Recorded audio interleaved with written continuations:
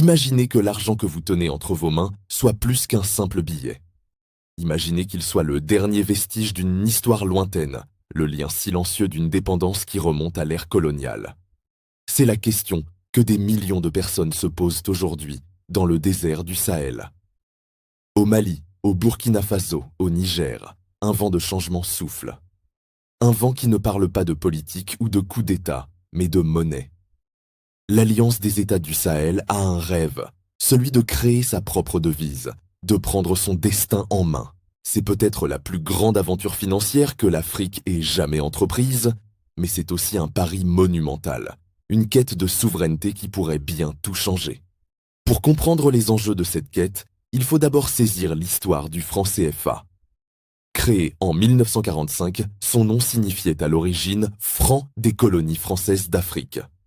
Après les indépendances des années 60, il a été maintenu et son nom a été changé en Communauté financière africaine pour l'Afrique de l'Ouest et Coopération financière en Afrique centrale, en zone BEAC. Les mécanismes de base, eux, sont restés.